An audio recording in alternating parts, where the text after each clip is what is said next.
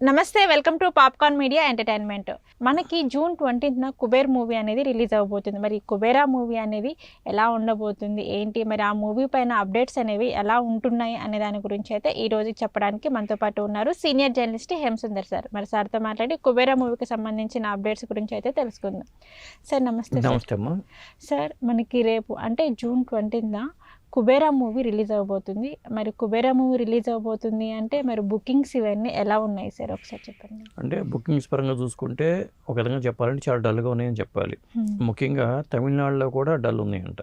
Okay, అంటే ఇది మొత్తం పాన్ ఇండియా. అంటే చాలా మంది డౌట్ పడుతున్నారు, ఎందుకంటే ధనుష్కి ఇమేజ్ తగ్గిందా లేకపోతే ఏంటి కారణం, తెలుగు సినిమా అనుకుంటున్నారా?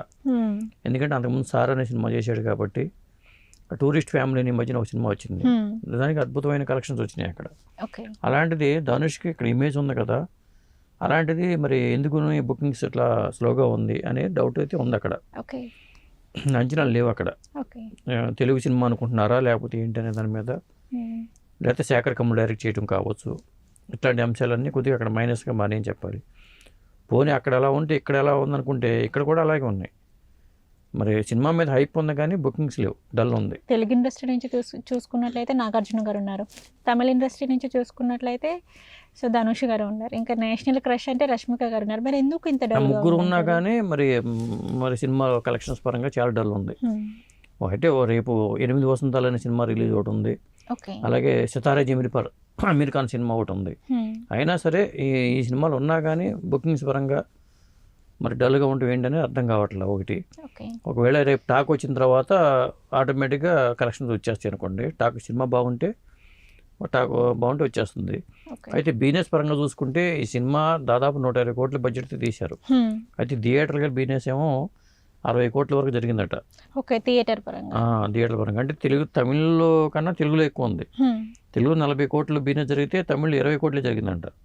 ఇది బాగా డల్ ఉంది అక్కడ థియేటర్కి. ఓవర్సీస్ బిజినెస్ పరంగా 5 కోట్లు, అంటే ఓవరాల్గా 65 కోట్లు ఈ సినిమా. అంటే 65 కోట్లు రాబట్టాలంటే 120 కోట్లు గ్రాస్ వసూలు చేస్తే 65 కోట్లు వచ్చేస్తాయి. మరి ఖర్చు 120 కోట్లు అయింది కదా, అది బ్యాలెన్స్గా ఒక 50 కోట్లు ఏమో అమెజాన్ ప్రైమ్ వాళ్ళు ఓటీటీకి రైట్స్ తీసుకున్నారు. ఇక శాటిలైట్ ఇతరత్ర పట్టుకుంటే సేఫ్ జోన్లో ఉన్నట్లు లెక్క. అంత 120 కోట్లు కలెక్ట్ చేస్తే మాత్రం సినిమా సేఫ్ జోన్లోకి వెళ్తుందమ్మా. ఓకే, సో 120 కోట్లు అయితే ఇప్పుడు కలెక్షన్ చేయాలి. 120 కోట్లు కలెక్షన్ చేస్తే ఒక సినిమా సేఫ్ జోన్లోకి వెళ్తుంది. ఇంకోటి ఏంటంటే ఇక దీని సెన్సార్ రిపోర్ట్స్ పరంగా చూసుకుంటే ఈ సినిమా నిడివి దాదాపు 3 గంటల పైనే ఉందంట. 3 గంటలు కొంత తగ్గించినా కానీ 3 గంటల పైన నిడివి వస్తుందట. అంటే చాలా లెంత్ వస్తుంది. కొంతమంది నిన్న శేఖర్ కమ్ముల్ అడిగారు దీనికి సీక్వెల్ ఉందా అంటే, సీక్వెల్ అయితే ఆలోచన అయితే ఏమీ లేదు అని చెప్పి ఆయన అన్నారు. ఇక నిన్న ఇంటర్వ్యూలోనే దీనికి లీడర్ కన్నా సీక్వెల్ ఉంటుందా అని అడిగితే శేఖర్ కమ్ముల్కి ఆలోచన అయితే ఉందా కానీ అప్పుడే పరిస్థితులు, రాజకీయ పరిస్థితులు ఇప్పుడు పరిస్థితులు మారినాయి అని చూడాలి అన్నట్టుగా అన్నాడు ఆయన.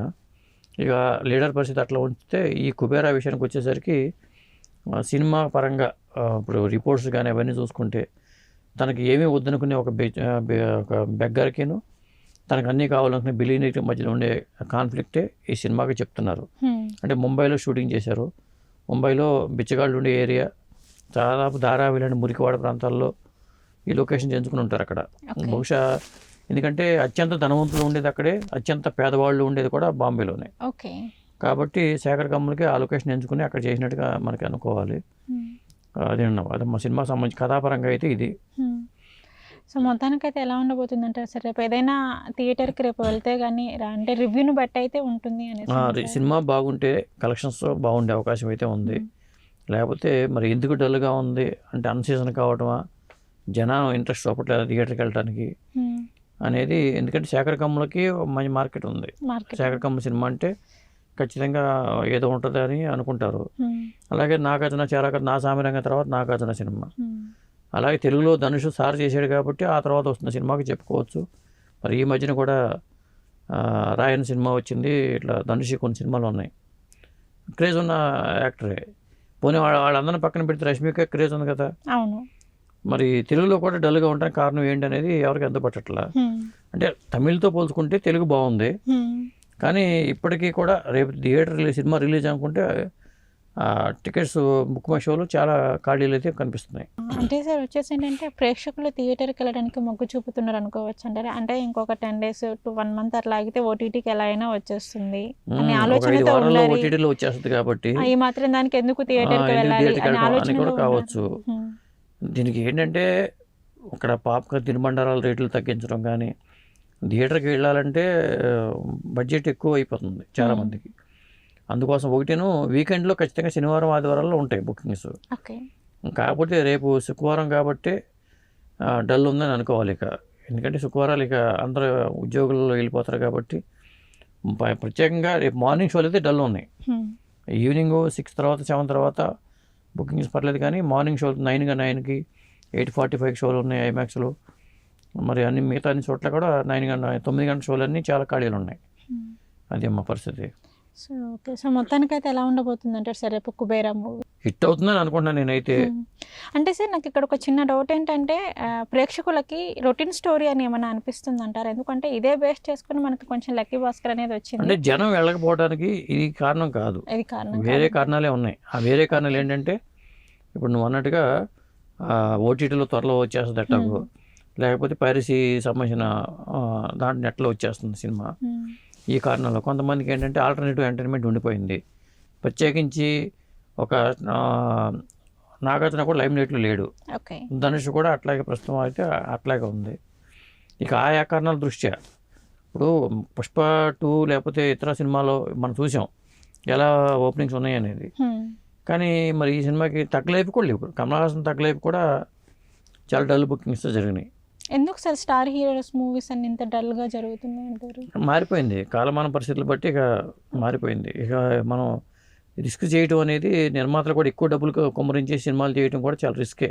ఫ్యూచర్లో థియేటర్ చూసే ఛాన్సెస్ ఉంటాయంటారు? తక్కువ ఉన్నాయి. అందుకని వాళ్ళు ఓటీటీని దృష్టిలో పెట్టుకుని సినిమాలు చేసుకోవడం చేయటం బెటర్ అనిపిస్తుంది. చూడాలి రేపు టాక్ వచ్చాక ఒకవేళ ఈ సినిమా మళ్ళీ మిరాకిల్ చేసిందనుకో ఆటోమేటిక్గా మళ్ళీ నమ్మకం కలుగుతుంది, ధైర్యం కలుగుతుంది నిర్మాతలకి, మళ్ళీ ఏమైనా ప్రయోగాలు చేస్తారు. Okay sir. Kubera booking updates అనేవి ఏ విధంగా ఉన్నాయో మాకు చెప్పారు. Thank you sir. Thank you అమ్మా.